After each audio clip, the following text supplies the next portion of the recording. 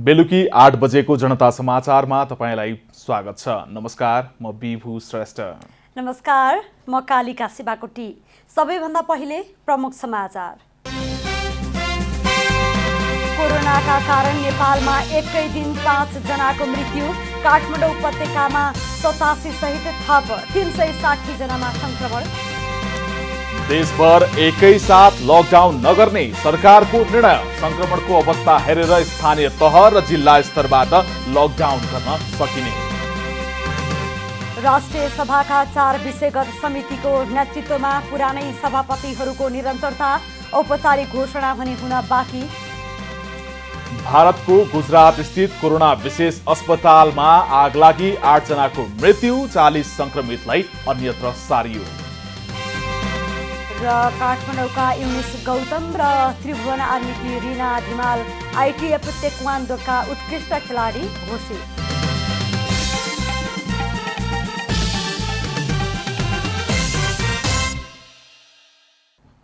अब पुरा समाचार। नेपालमा कोरोना भाइरसको संक्रमणबाट अहिलेसम्म 65 जनाको मृत्यु भएको छ।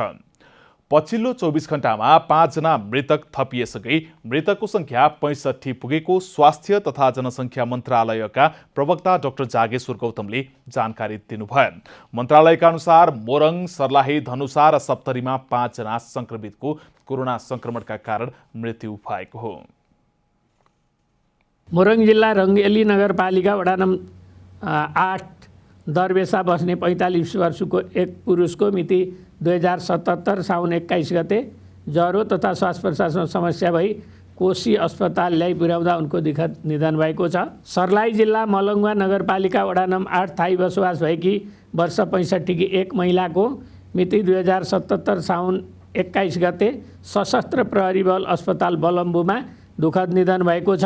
यसरी निधन हुनेको संख्या 65 पुगेको छ। अहिलेसम्म 21,750 जना कोरोना संक्रमित भएका छन्। पछिल्लो 24 घण्टामा 360 जना नयाँ संक्रमित थपिएसँगै कुल संक्रमितको संख्या 21,750 पुगेको हो, जसमा काठमाडौँ उपत्यकामा अहिलेसम्मकै उच्च 87 जना थपिएका छन्। हालसम्म 15,389 जना कोरोना भाइरसबाट मुक्त भएको मन्त्रालयले जनाएको छ। पछिल्लो 24 घण्टामा 6,622 जनाको मात्र PCR परीक्षण भएको छ। हाल 6,296 जना आइसोलेसनमा र 9,470 जना क्वारेन्टिनमा रहेका छन्। यसैबीच मन्त्रालयले कुनै पनि कार्यालयमा सभा गोष्ठी बन्द गर्न निर्देशन दिएको छ। भारतीय सीमा क्षेत्रका जिल्लामा संक्रमणको दर उच्च रहेकाले प्रदेश सरकार स्थानीय पालिकाहरूलाई सावधानी अपनाउन पनि आग्रह गरिएको छ।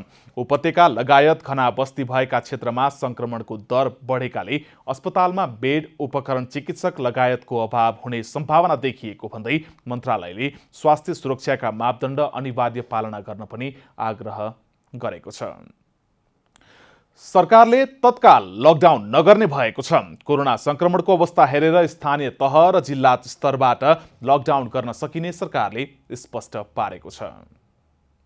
बिहिबार मन्त्री परिषदको निर्णय सार्वजनिक गर्ने क्रममा सरकारका प्रवक्ता एवं सञ्चार तथा सूचना प्रविधि मन्त्री डाक्टर युवराज खतिवडाले तत्काल देशभर लकडाउन नहुने स्पष्ट पार्नु भएको छ। उहाँले देशभर एकैसाथ लकडाउन गर्ने मनस्थितिमा सरकार नरहेको बताउनुभयो। जोखिम भएका स्थानमा स्थानीय सरकार तथा जिल्ला स्तरबाट सेवाहरू रोकिने अथवा लकडाउन हुन सक्ने, तर देशभर एकैसाथ लकडाउन हुने स्थिति नरहेको उहाँले स्पष्ट पार्नुभयो। उहाँले त्रसित भएर पूर्ण रूपमा यसअघि जस्तै लकडाउन हुन्छ भन्ने मनस्थिति कसैले पनि नबनाउन आग्रह गर्नुभयो। उहाँले अहिले पनि 2 दर्जनभन्दा बढी स्थानीय तह र जिल्लाहरूमा लकडाउन गरिएको उल्लेख गर्दै संक्रमणको जोखिम भएका ठाउँमा मात्रै लकडाउनमा कडाई गरिने बताउनुभयो।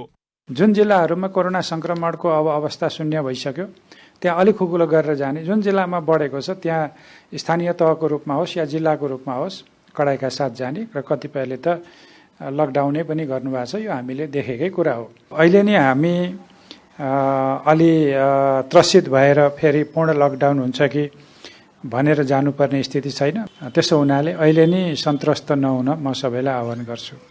काठमाडौँ उपत्यका भित्रको बढ्दो संक्रमण जोखिम र त्यो पनि सरकारको मुख्य कार्यालयकै ठाउँमा संक्रमणको जोखिम भएको हुनाले केही कदमहरू चाल्न सुरु गरिएको उहाँले बताउनुभयो। जनजीवनमा अप्ठ्यारो परे पनि केही दिनका लागि सार्वजनिक सेवा लिने कुरामा हतार नगर्न पनि मन्त्री खतिवडाले आग्रह गर्नुभयो। सरकारले कोरोना नियन्त्रणका लागि प्रतिकारात्मक र उपचारात्मक विधि अपनाएर काम गरिरहेको र संक्रमितलाई भेन्टिलेटरसम्म पुग्नुपर्ने अवस्था आउन नदिने बताउनुभयो। त्यसका लागि सरकारले उपचारका संयन्त्र, यन्त्र, उपकरण लगायतको व्यवस्था गरिरहेको उहाँले बताउनुभयो। सरकारले कतिपय ठाउँमा आइसियुहरूको थप विस्तार गर्ने, भेन्टिलेटरमा जाने अवस्था हामीले सिर्जना नै नगर्ने हो भरसक, किनभने त्यो एक किसिमको अलि बढी नै जोखिमयुक्त अवस्था हो त्यो भने।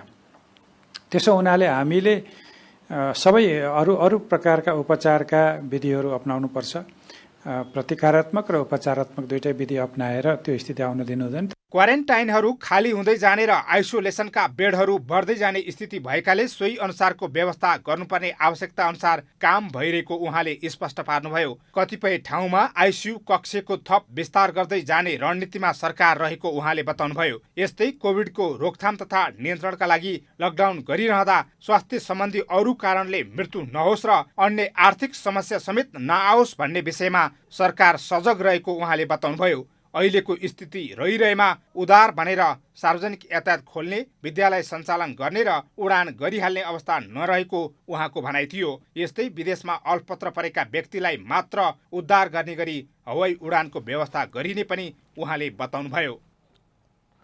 सरकारले रुग्ण उद्योगहरूको पुनरुत्थान तथा व्यवस्थापनका लागि सरकारलाई सुझाव दिन 6 सदस्यीय समिति गठन गरेको छ। गत सोमबार बसेको मन्त्री परिषद बैठकले रुग्ण उद्योगको पहिचान, वर्गीकरण, पुनरुत्थान, पुनर्निर्माण तथा व्यवस्थापनका लागि सरकारलाई सुझाव दिन समिति गठनको निर्णय गरेको सरकारका प्रवक्ता डाक्टर युवराज खतिवडाले जानकारी दिनुभयो। समितिको संयोजकमा पूर्व सचिव दीपक सुवेदी रहनु भएको छ। यस्तै सरकारले ट्रङ्क लाइन सम्बन्धमा उद्योगी व्यवसायी र विद्युत प्राधिकरण बीच देखिएको विवाद समाधानका लागि ऊर्जा मन्त्रालय सचिवको संयोजकत्वमा गठन भएको समितिले दिएको सुझाव कार्यान्वयन गर्न ऊर्जा, जलस्रोत तथा सिंचाई मन्त्रालयलाई निर्देशन दिएको छ। को माध्यमबाट भएको विद्युत आपूर्तिको सन्दर्भमा विद्युत प्राधिकरण र विद्युत उपयोगकर्ताको बीचको लामो विवाद यो चलिरहेकै विषय छ। त्यसमा कतिपय अदालतका निर्णयहरू पनि भएका छन् र त्यो सम्बन्धी एउटा निर्णयमा पुग्नलाई ऊर्जा, जलस्रोत र सिंचाई मन्त्रालयको सचिवको संयोजकत्वमा एउटा समिति गठन गरेको थियो। त्यसले एउटा प्रतिवेदन दिएको छ। यस्तै सरकारले नेपाल र भारतबीच सन् 2008 अगस्त 6 मा भएको साना विकास आयोजना सञ्चालन सम्बन्धी सम्झौताको म्याद सन् 2023 अगस्त 5 सम्म थप गर्ने निर्णय पनि गरेको छ। सरकारले बेरुजु फर्च्यौट मूल्याङ्कन र अनुगमन समितिको सदस्य सचिवमा रमा जोशी दुलालको कार्यकाल 2 वर्षका लागि थप गरेको छ। यसैगरी सरकारले सुनकोशी मरिन डाइभर्सन बहुउद्देश्यीय आयोजनाको सुरुङ निर्माणको मापदण्ड स्वीकृत गर्ने निर्णय पनि गरेको छ। यसैगरी भुजुङ हाइड्रो पावरलाई माथिल्लो फिदिम जलविद्युत आयोजनाको प्रयोजनका लागि अन्नपूर्ण संरक्षण क्षेत्र अन्तर्गत लमजुङको कबोला सोथार गाउँपालिकामा रहेका 8.98 हेक्टर सरकारी वन प्रयोग गर्न दिने निर्णय पनि सरकारले गरेको छ। राष्ट्रिय सभाका 4 विषयगत समितिको नेतृत्वमा पुरानै सभापतिहरू दोहोरिएका छन्। आज बिहान 11 बजेदेखि 4 बजेसम्म तोकिएको दर्ताको समयमा निवर्तमान सभापतिहरूले फेरि सभापतिका लागि उम्मेदवारी दिएका हुन्। राष्ट्रिय सरोकार तथा समन्वय समितिमा दिलकुमारी रावल थापा, प्रत्यायोजित व्यवस्थापन तथा सरकारी आश्वासन समितिमा रामनारायण बिडारी, दिगो विकास तथा सुशासन समितिमा तारादेवी भट्ट र विधान व्यवस्थापन समितिमा परशुराम मेघी गुरुङको उम्मेदवारी परेको छ।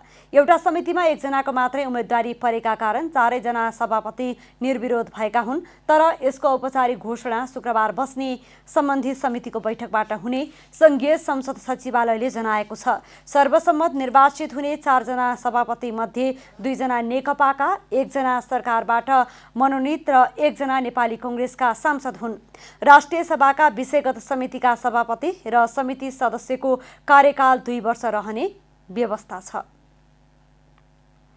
नेपाली कङ्ग्रेसले हाल कायम क्रियाशील सदस्यता 100% बढाउने निर्णय गरेको छ।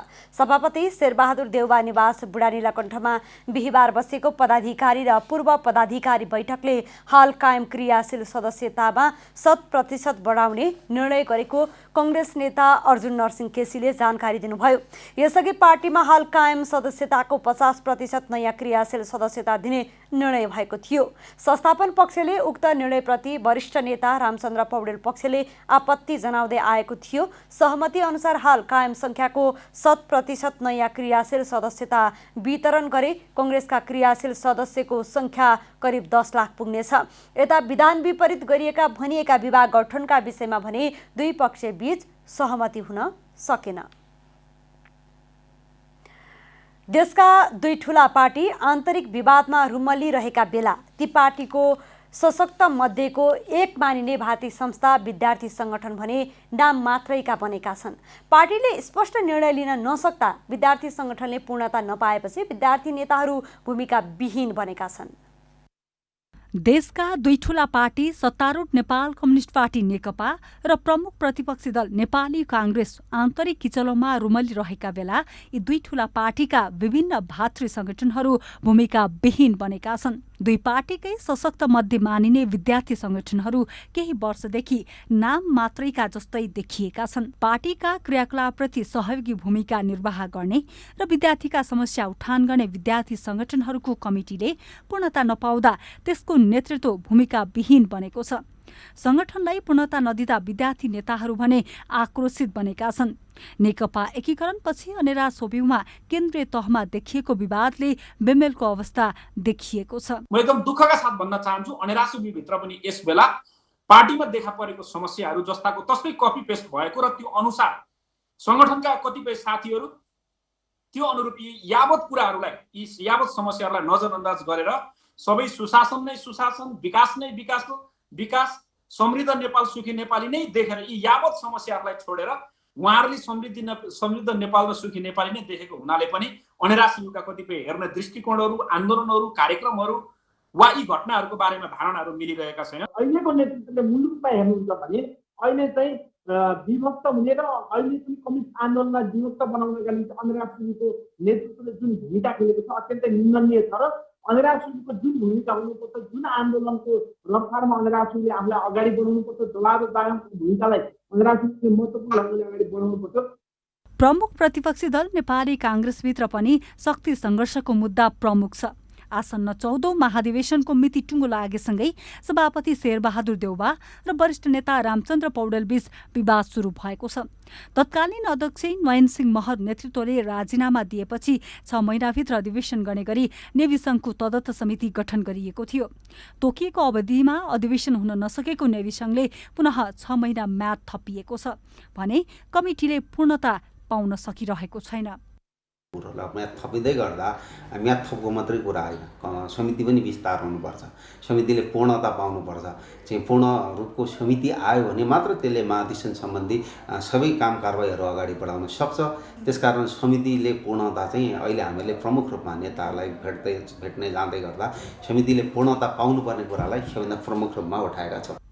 पार्टीलाई जीवन्त दिने भनिएका भातृ संस्था तथा शुभेच्छुक संस्थाहरूप्रति पार्टीका शीर्ष नेताहरूको व्यवस्थाले के पार्टीलाई मजबुत बनाउन सक्ला भनेर ती दलका कार्यकर्ताले यति बेला नेतृत्वलाई प्रश्न गर्न थालेका छन्।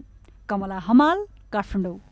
नवगठित जनता समाजवादी पार्टी नेपालको पहिलो केन्द्रीय कार्यकारी समिति दोस्रो दिनको बैठकमा पार्टीको वैचारिक सिद्धान्तमाथि छलफल भएको छ। ललितपुरको च्यासल स्थित तुलसीलाल अमात्य स्मृति प्रतिष्ठानको सभाकक्षमा जारी बैठकमा जसपाका वरिष्ठ नेता डाक्टर बाबुराम भट्टराईले प्रस्तुत गर्नुभएको पार्टी वैचारिक सिद्धान्त प्रतिवेदनमाथि छलफल भएको हो। 51 जना केन्द्रीय कार्यकारिणी सदस्य रहेको बैठकमा पार्टीको सैद्धान्तिक अवधारणा, एकीकरणको प्रक्रिया, आगामी कार्यदिशा, वर्तमान समसामयिक राजनीतिक परिस्थिति र पार्टीले खेल्नुपर्ने भूमिका लगायतका विषयमा छलफल भइरहेको छ।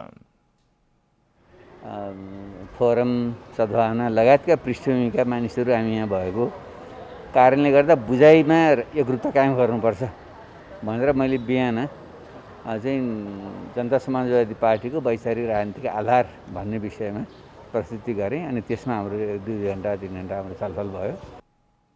आजको बैठकमा पार्टी अध्यक्ष उपेन्द्र यादवले प्रस्तुत गर्नुभएको प्रतिवेदनमा समेत छलफल भएको थियो।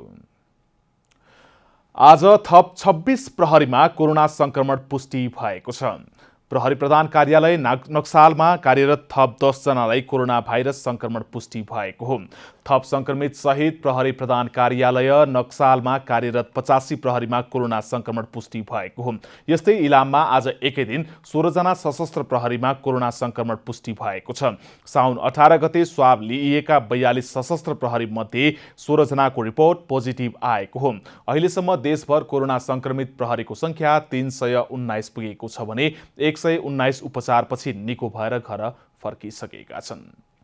प्रदेश नम्बर 2 सरकारले आइसोलेसनका नाममा करोडौं रकम खर्च गरिसकेको छ भने स्थानीय तहहरूले समेत लाखौं रकम खर्च गरिसकेका छन्। तर आइसोलेसनको अवस्था हेर्दा दयनीय बन्दै गएको छ।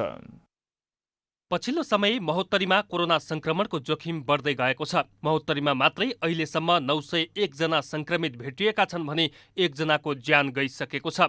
यस्तो विपदको समयमा पनि जनताका लागि आएको रकमको समेत दुरुपयोग गरी अनियमितता भइरहेको पाइएको छ। महोत्तरीको बर्दिवासमा बर्दिवास नगरपालिकाले सञ्चालन गरेको आइसोलेसनको अवस्था दयनीय बन्दै गएको छ। आइसोलेसनमा बसेका संक्रमितहरूले आधारभूत आवश्यकताका सामग्री समेत पाउन सकेका छैनन्। सरकारलाई यही भन्न चाहिरहेको छु सर कि क्वारेन्टाइनमा राख्दा दबाई अनि छिटो जाँच्नको लागि डाक्टरहरू यहाँ मेडिकल टिम केही छैन। हिजो मलाई सर्दी अलिकति लागेको थियो भन्दाखेरि मतलब कसैले सुनेको थिएन। फेरि मतलब प्रशासनलाई अगाडि सम्पर्क गरेको यस्तो छ, हामीहरू त्यतिकै बस्न पाउँदैन, हामीलाई छोड्नु पर्यो।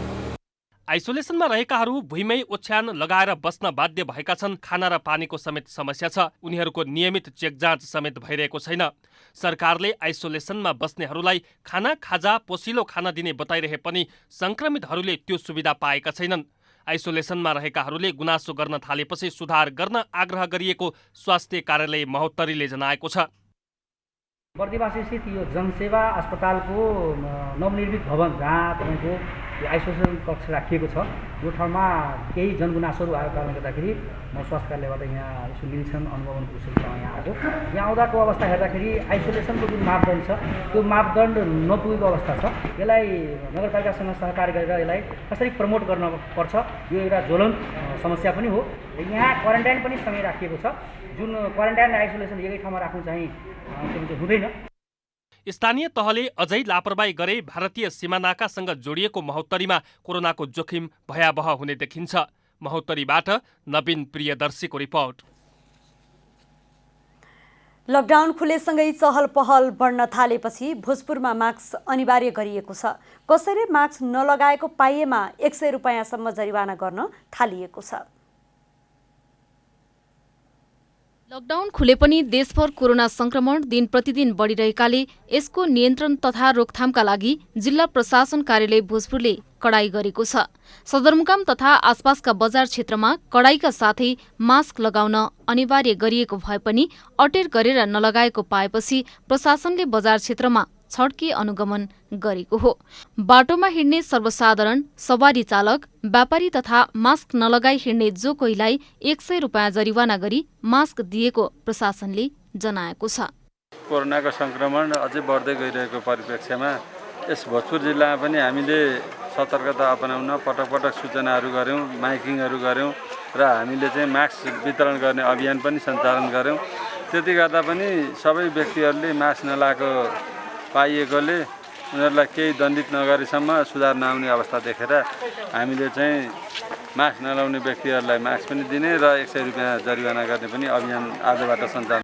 कोभिड-19 को रोकथाम तथा नियन्त्रणको लागि विश्व स्वास्थ्य संगठनले तोकेको मापदण्ड अनुरूप न्यूनतम 2 मिटरको भौतिक दूरी कायम गर्न, सार्वजनिक स्थलमा हिँडुल गर्दा मास्कको प्रयोग गर्न, साबुन पानीले हात धुन र सेनिटाइजरको अनिवार्य प्रयोगको बारेमा सचेत गराइएको छ। यो मास्क अनिवार्य एकदम प्रभावकारी काम भएको छ।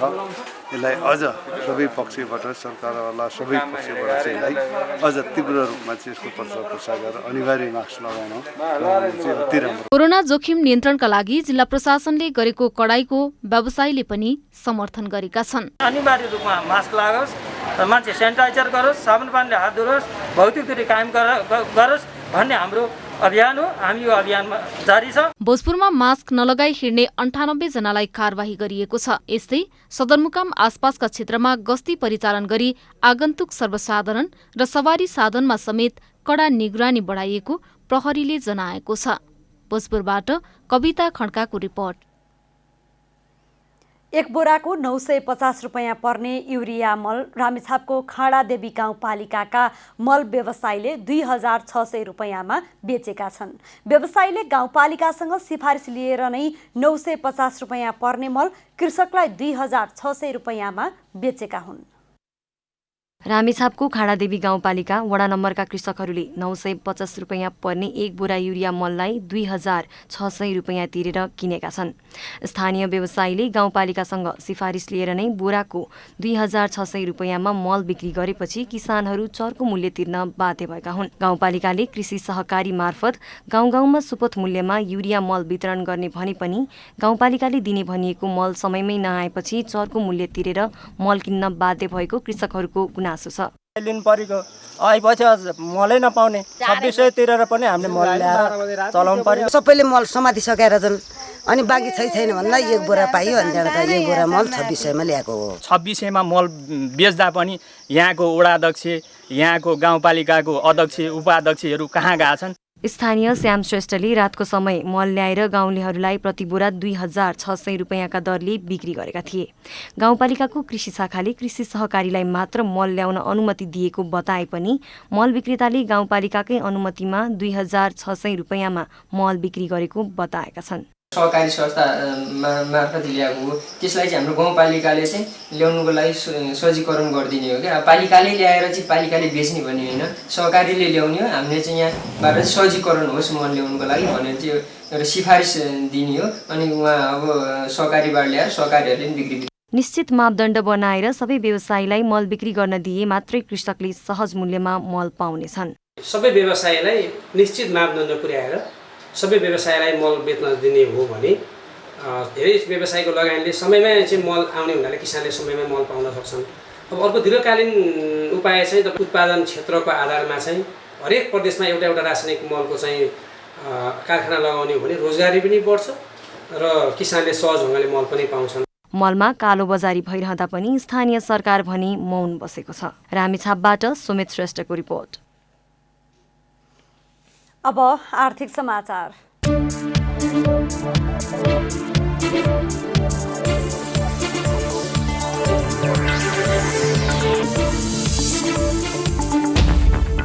नेपाल राष्ट्र ब्याङ्कको अनुसन्धान विभागले कोभिड-19ले अर्थतन्त्रमा पारेको प्रभाव सम्बन्धी सर्वेक्षण प्रतिवेदन सार्वजनिक गर्दै बन्दाबन्दी अवधिमा 61% उद्योग व्यवसायहरू पूर्ण रूपमा बन्द भएको जनाएको छ।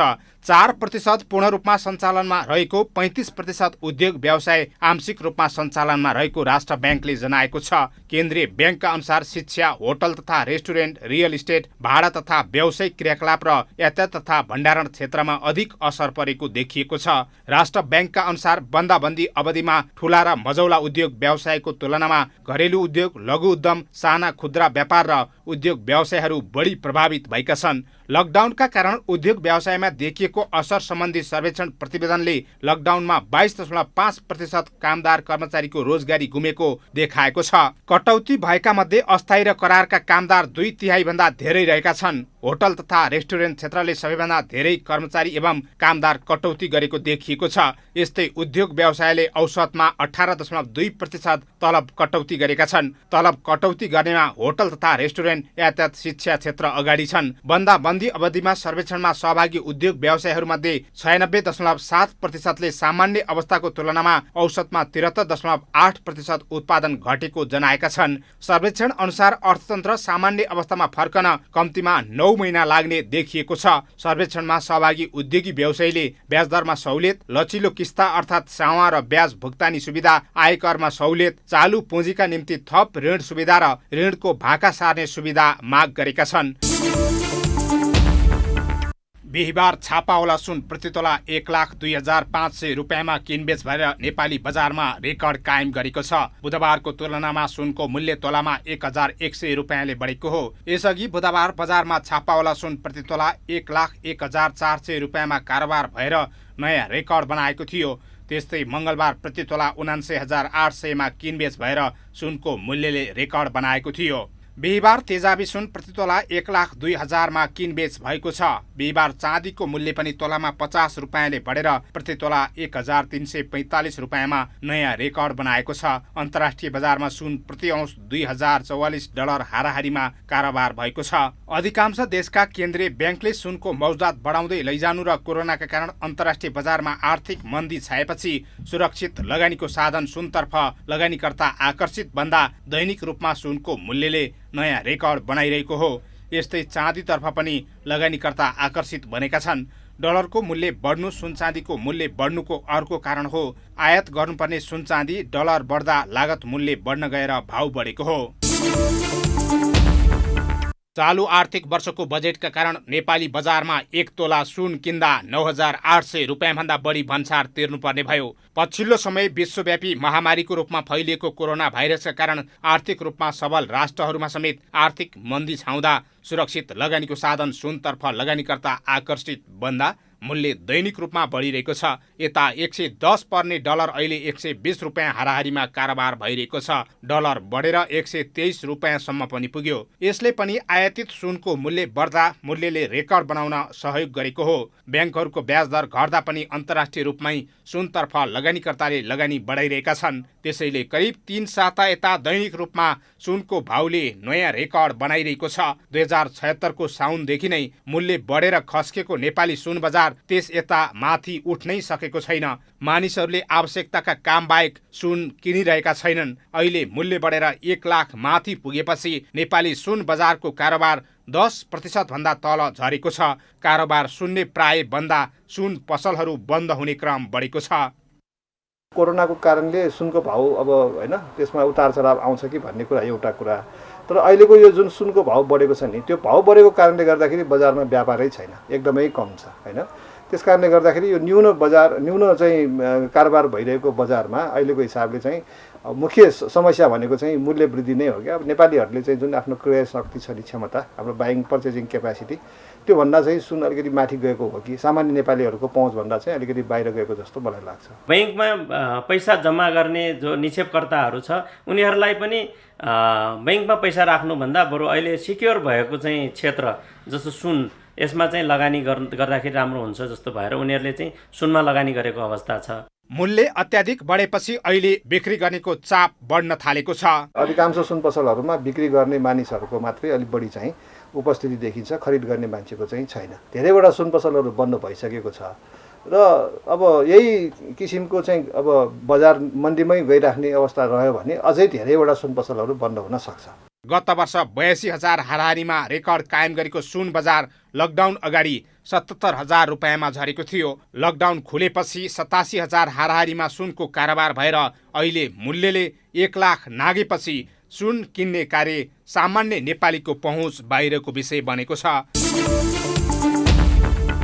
साताको अन्तिम कारोबार दिन बिहिबार शेयर बजार परिसूचक नेप्सेमा गिरावट आएको छ। बिहिबार नेप्से 1.29 अङ्कले घटेर 1381.37 अङ्कमा झरेको छ। बजारमा क वर्गका परिसूचकहरूको मापन गर्ने सेन्सिटिभ इन्डेक्स 0.63 अङ्कले घटेको छ। बजारमा hotels, Vikas bank, finance, non life insurance, उत्पादन लाइफ इन्सुरेन्स कम्पनीका परिसूचकमा सुधार आएको छ। बाँकी सबै समूहको परिसूचकमा गिरावट आएको छ। बिहिबार बजारमा 186 कम्पनीका 23,41,746 किता सेयर 20,605 पटक खरिद बिक्री हुँदा 92 करोड रुपियाँ बराबरको कारोबार भएको छ।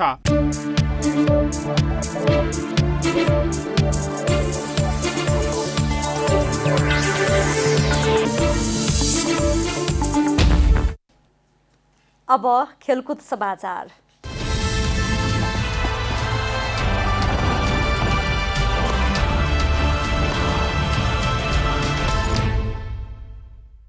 नेपाल क्रिकेट संघ क्यानले राष्ट्रिय टोलीको प्रशिक्षण योजना कम्तीमा 1 महिनापछि सारेको छ। तत्काल नेपाली टोलीको कुनै पनि खेल नभएको कारण महिना दिनपछि मात्र खेलाडीलाई बोलाउने भन्दै क्यानले प्रशिक्षणको योजना असोजसम्मलाई सारेको हो। क्यानको पछिल्लो निर्णय अनुसार भदौको सुरुवातमै हुने भनिएको राष्ट्रिय टोलीको प्रशिक्षण फेरि अनिश्चित बनेको छ। यसअघि क्यानले सबै खेलाडीलाई काठमाडौँ बोलाउने, साउनको अन्तिममा सबै खेलाडीको PCR परीक्षण गर्ने, क्वारेन्टिन राख्ने र भदौको पहिलो सातादेखि प्रशिक्षण थाल्ने बताएको थियो। अन्तर्राष्ट्रिय क्रिकेट परिषद ICCले पछिल्लो पटक क्यानलाई यो वर्ष नेपालले कुनै पनि प्रतियोगितामा सहभागिता नजनाउने बताएपछि क्यान प्रशिक्षणको योजनामा पछि हटेको हो। सन् 2020मा नेपालको कुनै पनि खेल नभएको जानकारी ICCबाट आएपछि अभ्यासका लागि हतार नगरेको क्यानले जनाएको छ। काठमाडौँका युनिस गौतम र विभागीय टोली त्रिभुवन आर्मीकी रिना धिमाल ITF टेक्वान्डोका उत्कृष्ट खेलाडी घोषित भएका छन्। नेपाल ITF टेक्वान्डोको 23औं वार्षिक उत्सवका अवसरमा महासंघले वर्ष 2019का उत्कृष्ट पुरुष खेलाडीको रूपमा युनिस र उत्कृष्ट महिला खेलाडीको रूपमा रिनालाई घोषणा गरेको हो। युनिस काभ्रे जुनियर राष्ट्रिय ITF च्याम्पियनसिपका उत्कृष्ट खेलाडी हुन् भने रिनाले 19औं राष्ट्रिय ITF च्याम्पियनसिपमा 3 स्वर्ण पदक जित्न सफल भएकी थिइन्। रिनाले स्पायरिङ, प्याटर्न र ग्रुप स्पायरिङमा स्वर्ण पदक हात पारेकी थिइन्। यस्तै उत्कृष्ट प्रशिक्षक काभ्रेका राम मन्दिर श्रेष्ठ घोषित भए। संघले उत्कृष्ट खेलाडी र प्रशिक्षकलाई नगद 5,000 रुपियाँ सहित प्रशंसा पत्र प्रदान गरेको छ। उत्कृष्ट सबैलाई राष्ट्रिय खेलकुद परिषदका नवनियुक्त उपाध्यक्ष शिव कोइराला, ITF का सल्लाहकार लीलबहादुर थापा मगर लगायतले पुरस्कार वितरण गर्नुभयो। कार्यक्रममा राखेपका उपाध्यक्ष कोइरालाले नयाँ ऐन जारी भएपछि पहिले र अहिलेको खेलकुद परिषद फरक भएको बताउनुभयो। उहाँले पुरानो छविलाई मेटाउँदै नयाँ योजनाका साथ अगाडि बढ्ने समय आएको समेत बताउनुभयो। विषयहरूलाई फरक ढङ्गले एक्सर्साइज गरेर अगाडि बढ्नुपर्ने आजको आवश्यकता छ। राष्ट्रिय खेलकुद परिषद नयाँ ऐनमा मुख हुँदैछ, त्यही अनुसरण गर्दै जसको माताहतमा रहेका सबै सङ्घहरू पनि अगाडि बढ्न जरुरी छ। वार्षिक उत्सवकै अवसरमा नेपाल ITF महासंघले आउटस्ट्यान्डिङ इन्स्ट्रक्टरको रूपमा रूपसिंह मोक्तानलाई चयन गरेको छ। यस्तै उदयमान इन्स्ट्रक्टरको रूपमा रोल्पाका विक्रमबाठा मगरलाई प्रदान गरिँदा उत्कृष्ट जिल्लाको उपाधि मोरङले हात पारेको छ। उत्कृष्ट प्रदेशको उपाधि प्रदेश नम्बर 2 ले पायो। बाँकेमा करिब 42 करोडको लागतमा राष्ट्रिय खेलकुदका लागि निर्माण गरिएका भौतिक संरचनाहरू यतिबेला रेखदेखको अभावमा अस्तव्यस्त बनेका छन्। भौतिक संरचनाकै कारण 8औं राष्ट्रिय खेलकुदको मिति पनि 3 पटकसम्म सारिएको थियो। संरचनाहरूको रेखदेखका लागि सरकारवालाले स्थानीय सरकारलाई आग्रह गरेका छन्। दिन प्रतिदिन जीर्ण हुँदै गइरहेको छ र समयमै यसको चाहिँ संरक्षण गरिएन भने करोडौँको लगानी चाहिँ त्यसै धराशय भएर जाने अवस्था छ। र यसमा चाहिँ मेरो विचारमा के छ भने सरकारवाला निकायहरू मुख्य गरी यो नेपालगञ्ज उपमहानगरपालिकामा भएको हुनाले नेपालगञ्ज उपमहानगरपालिका नै सबभन्दा जिम्मेवार हुनुपर्छ र उसले चाहिँ यसको संरक्षणको लागि जिम्मेवारी लिनुपर्ने हुन्छ। खेलकुद विकास समिति पदाधिकारी विहीन भएको पनि झण्डै वर्ष दिन पुग्यो, जसले गर्दा पनि भौतिक संरचनाहरू रेखदेखका लागि जनशक्ति अभाव र रकमका कारण समस्या रहेको मध्यपश्चिम खेलकुद विकास समितिका कार्यालय प्रमुख महेश चन्दले बताउनुभयो। 1 वर्ष भयो, साउन 12 गते यहाँको पदाधिकारीको चाहिने म्याच सकिएको हो। त्यसपछि सम्पूर्ण पद खाली छ र पदाधिकारी हुँदा नहुँदा धेरै काम गर्न फरक हुँदो रहेछ। महालेखा परीक्षकको कार्यालयले सार्वजनिक गरेको 57औं प्रतिवेदनमा राष्ट्रिय खेलकुद परिषद राखेप पदाधिकारी र कर्मचारीले पूर्वाधार निर्माण सामग्री खरिदमा मापदण्ड पूरा नगरी अपारदर्शी ढङ्गले रकम खर्च गरेको समेत देखाएको छ। बेरोजो फर्च्यौट गर्नका लागि खेलकुद विकास समितिले सबै आयोजनाको अनुगमन गरी काम भए नभएको हेरेर बाँकी रहेको बजेट फिर्ता पठाएको जनाएको छ। र यो महालेखा परीक्षकले बेरोजगारी देखाएको भन्ने कुरा मैले समाचारको माध्यमबाट थाहा पाएको छु र यो बेरोजगार फर्चरको लागि जुन ठाउँमा योजना परेको थियो त्यो योजना अनुरूप काम भएका र नभएका ठाउँबाट हामीले ठाउँबाट चाहिँ त्यो बेरोजगार फर्चरको लागि पहल गरिरहेका छौँ। बजेट पनि फिर्ता पाइसकेका छौँ। नेपाल सरकारले 8औं राष्ट्रिय खेलकुद आयोजनाका लागि 38 करोड 84 लाख 59 हजार बजेट स्वीकृत गरेको थियो, तर परिषदले 42 करोड 18 लाख 83 हजार खर्च गरेको थियो। परिषदले कार्यक्रम संशोधन नगरी 3 करोड 34 लाख 24 हजार रकम बढी खर्च गरेर बाँकी रहेको 2 करोड 92 लाख 14 हजार रकम सञ्चित कोषमा दाखिला गरेको छैन। बाँकेबाट रविन्द्र सिंह ठकुरीको रिपोर्ट।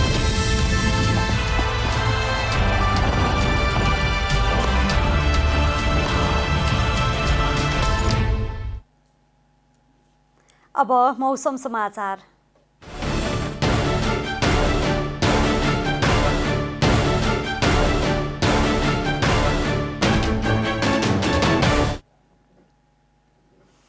आज दिउँसो देशभरको मौसम आंशिकदेखि सामान्य बदलिरही केही स्थानहरूमा मेघ गर्जन र चट्याङसहित वर्षा भयो। आज राति देशका अधिकांश स्थानमा मौसम सामान्य बदलिरही केही स्थानमा मेघ गर्जनसहित वर्षाको सम्भावना रहेको जल तथा मौसम पूर्वानुमान महाशाखाले जनाएको छ। अब देशभरका विभिन्न स्थानको मौसम सम्बन्धी थप विवरण।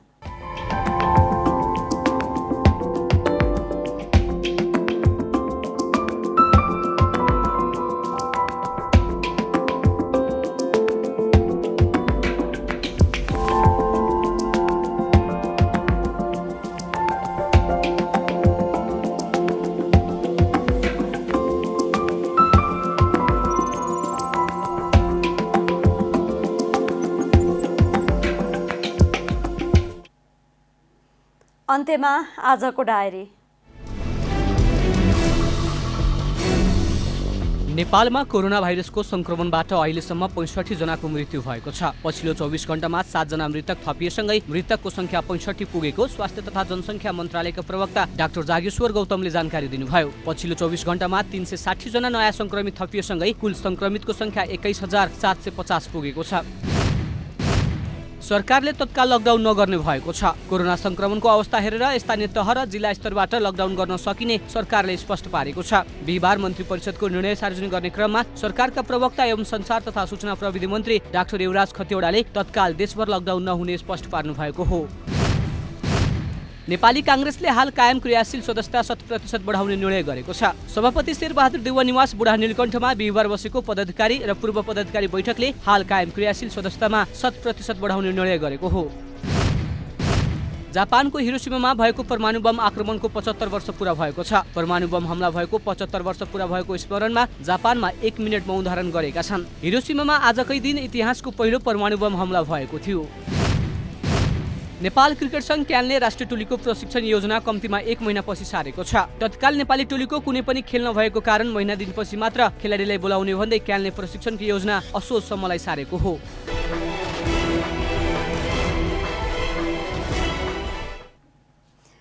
जनता समाचार अहिलेलाई यति नै। जनताद्वारा जनताका लागि प्रसारित जनता टेलिभिजनका कार्यक्रमहरू युट्युब, ट्विटर, फेसबुक र हाम्रो वेबसाइट जनतासमाचार.com मा पनि पढ्न र हेर्न सक्नुहुनेछ। सूचनामा तपाईको सहभागिता, समयमा समाचार हाम्रो प्रतिबद्धता। कोरोना भाइरसको संक्रमणबाट बच्न नियमित रूपमा हात धौँ, भिडभाडबाट टाढै रहौं। नमस्कार।